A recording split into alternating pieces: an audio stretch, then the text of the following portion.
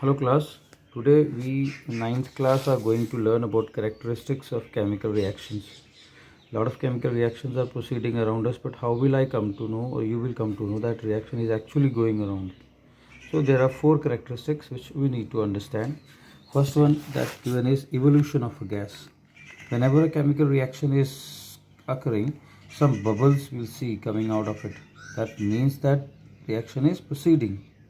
Like in zinc and hydrogen sulfide, sulfuric acid reaction. In this, zinc sulfate is formed, which is in form of solution, whereas the bubbles coming out are of hydrogen. Similarly, there are large number of reactions. Reaction of an acid reacting with carbonates, they will give carbon dioxide gas. A second characteristic is that change in color. During the chemical reaction, there is always change in the color of the reactant when products are changing into product. A few drops of iron are dropped in blue copper sulfate solution. After some time, we'll see that the blue color of copper sulfate changes to green sulfate, ferrous sulfate. So this change is telling us that something is going on. Now there is third condition, that is formation of precipitate. Certain chemical reactions are characterized by formation of insoluble solids. For example, we are seeing sodium nitrate solution is there, and if in that we are adding some drops of sodium chloride solution, we'll get white precipitate of silver chloride and sodium nitrate is being formed. The last characteristics which is occurring is a change of state. During the chemical reaction, if two reactants, they are reacting with one another, are in solution form, they will occur in form of either solid or gas or liquid. Like one reaction is that you take ammonia gas and HCl gas. Both are in gaseous state. When they are mixed together, we get another form, that is ammonium chloride, which is a solid form. Next topic which we are going to discuss is about types of chemical changes or reactions. So there are four basic types of reactions which are given: direct combination, decomposition, displacement and double displacement. We will be discussing them and giving one example. In direct combination, we had seen when two or more substances combine together and give rise to one single substance. For example, carbon and oxygen when combined, they give carbon dioxide. Iron and sulfur when combined, they give iron sulfide.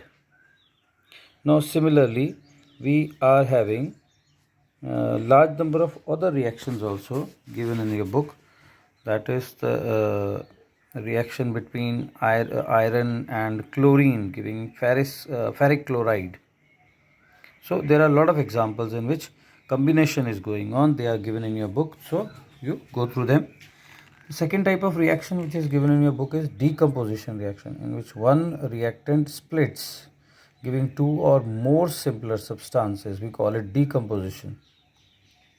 In decomposition, like AB is broken down and giving C plus D, or E may be giving E. During decomposition, it is occurring in the presence of heat or in the presence of electricity.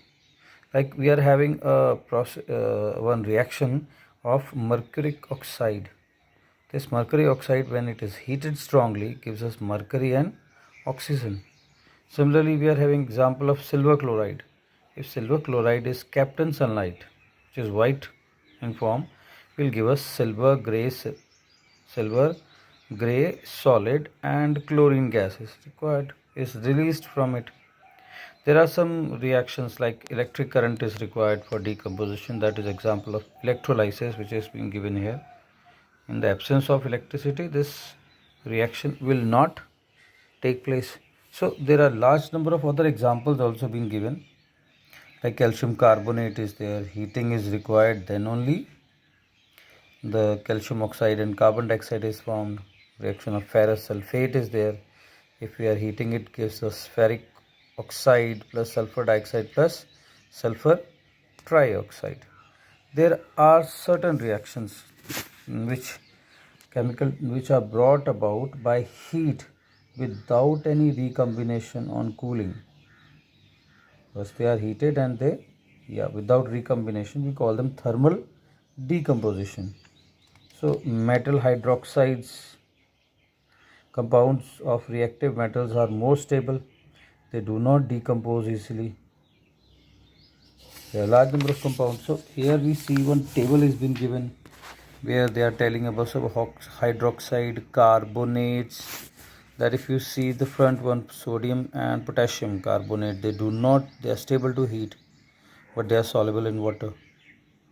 Now calcium, magnesium till copper, they decompose on strong heating only. Now the last one, they decompose on slight heating and gives metal. So there is a difference on heating them. You will find that the product obtained will be different. Similarly, bicarbonates are there. Sodium, calcium, magnesium bicarbonates are there. When they are heated, then only they get converted into carbonates, water and carbon dioxide.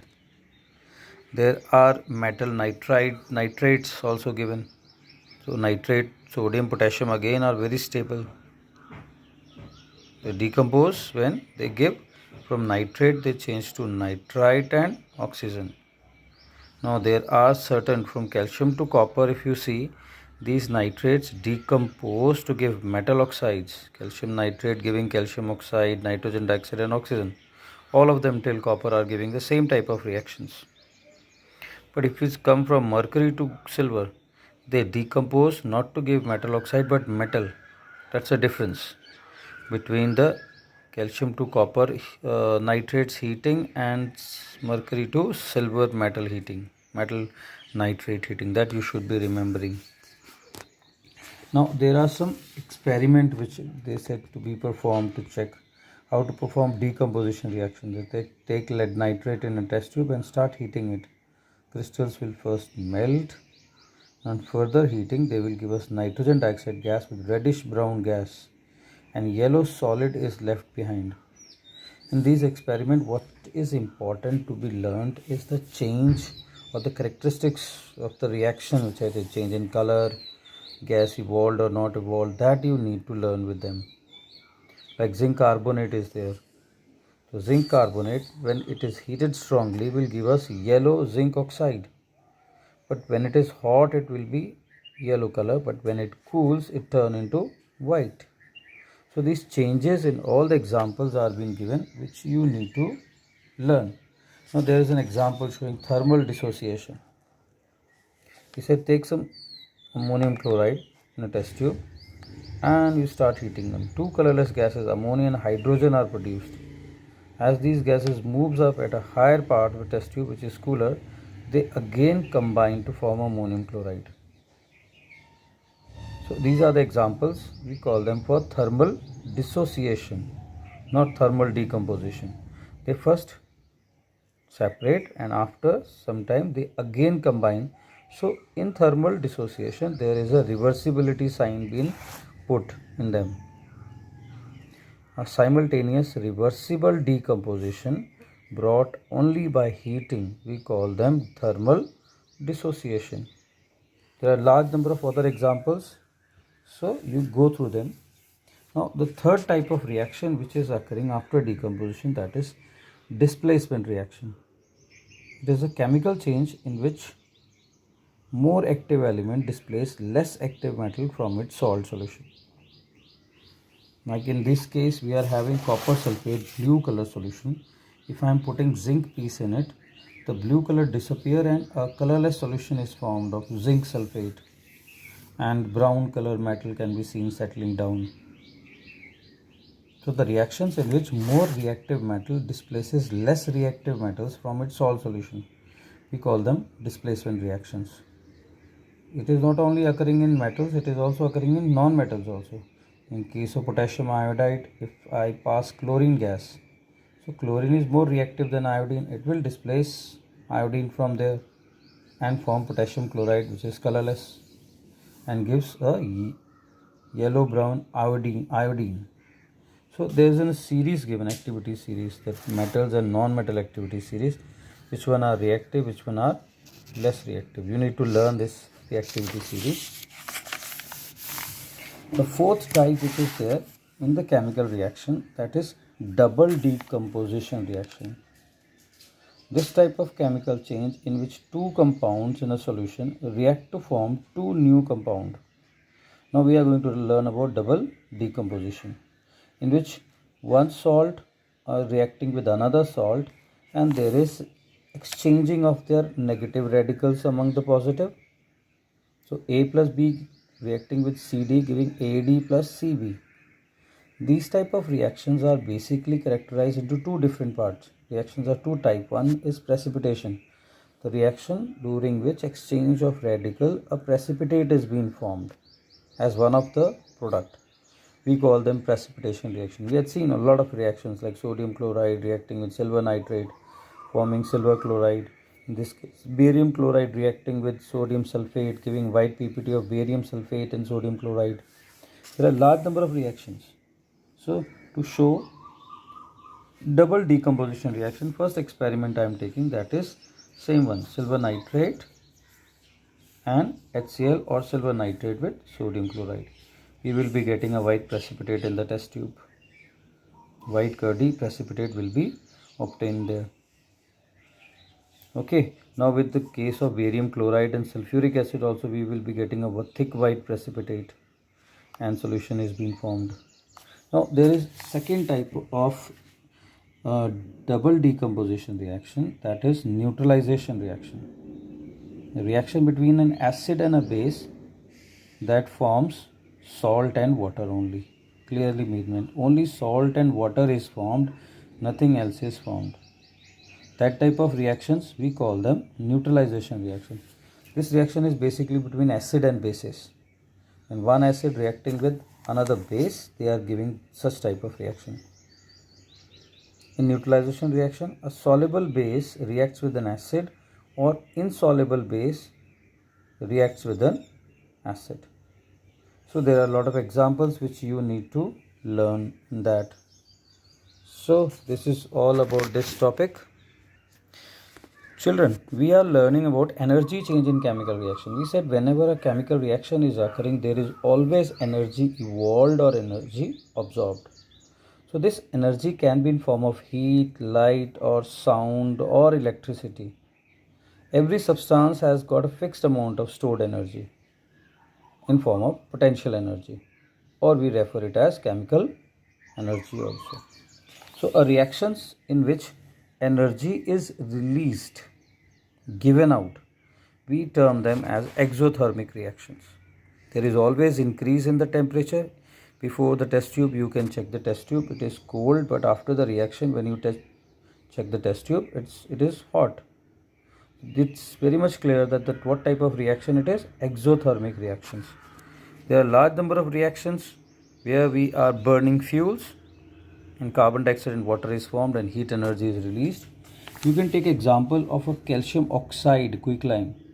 Put it in water, bubbles will come, his sound will be produced, and after that calcium hydroxide slaked lime is produced, but test tube is very hot.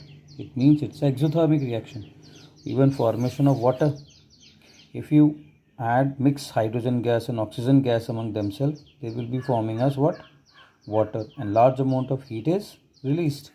So all those reactions in which energy is released or produced, we are using a delta sign. If you see here, what we are using? Delta sign to show them. Now in our body also there are these reactions which are going on, like respiration. Our body is warm during that, or around us we are burning coal, petrol, kerosene, cooking gas, etc. There also release of energy is going on. Another type of reaction which is there, in which energy is absorbed, we call it endothermic reactions. And whenever these reactions are taking place, there is always decrease in the temperature. The test tube in which the reaction is taking place become cold. Large number of examples are being given in your book. Like one example of carbon reacting with sulfur forms carbon disulfide and temperature decreases. Or during thunder time, there is always atmosphere decreases. What happened during that time when thundering and all that take place? Nitrogen and oxygen gases react with one another and produces nitric oxide at temperature 3000 degree. If this temperature is not given, nitrogen and oxygen will never combine with one another to form this reaction. Now calcium carbonate or thermal decompositions are there. In them also we'll see they will not occur until and unless heat is not provided. Now there is one other type of reaction, that is photochemical reactions. The reactions in which sunlight is required, we call them photochemical reactions. There are a lot of examples. Now there is another type of reaction, we call it electrochemical reactions. The reaction occurs only when electricity is being provided. Decomposition of water, decomposition of potassium chloride. So this is all about our first chapter. Please finish the